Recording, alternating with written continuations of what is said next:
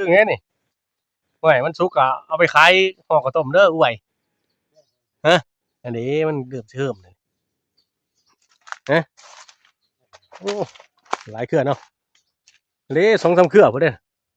ฮะโอ้เครือนึงก็สิตึงเลยฮะนี่โอ้มี3เครือพอโอ้ได้เงินยอดได้นี่อ่าดูปลูกก็ดูกินถ้าบ่ปลูกก็บางคนบ่ปลูกก็มีแต่หลักเพิ่นกินก็ได้กินคือกันคนละกินอ้อนี่กินข่าวว่ารถพอหวานเสียบ่อ่ะก็บ่ฮู้แล้วเห็นข้างเฮือนเขาบอกว่ารถพอหวานเสียลักผู้ใดไปลักของพอหวานบ่ได้เรื่องเด้อคนลักกันดิฮะเอ้าพวกก็บ่ฮู้กันเห็นทั้งข้างเฮือนเพิ่นเว้าเดี๋ยวคืนนี้บ่ได้เสียตอนไหนมันเสียตั้งแต่วันศุกร์พุ่นบ่ฮะจังบ้านห่วยบ่ว่าแต่รถแล้วเมื่อหน้าเขาสิมาลักบักกล้วยได้นี่ฮะรถเราไว้ในกลางหรือว่าอีก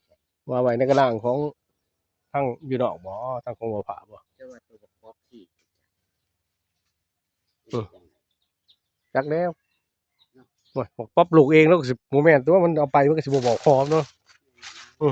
บ่แม่นดอกยันมาปืนเนาะมันบ่เอาไปหรอกยันปืนมันเอาไปมันก็สิได้ขี่บ่ได้นะมันก็ขี้คือกันเด้เด้ล่ะเอ้าคือปลูกบักกล้วยน่ะก็ได้กินหมากพวกบ่ปลูกก็ลักเอาก็ได้กินคือกันแต่คนละกิน เนาะแม่นบ่ได้ก็คนละกินคือกันแต่คนมันคิดบ่คือกันเอาลักก็ลักมันสิทนลักส่ำใดลักก็ปลูกไม้สิทนทำไรเฮ้ยบ่สู้เฮาได้ดอกโอ้ยลักก็ปลูกไม้สิไปยากหยังโอ้หลายเครือเพิ่นนี่นะมักคลิปนี้ก็กดไลค์กดแชร์เด้อโอ้บักกล้วยเราก็หลายเด้อ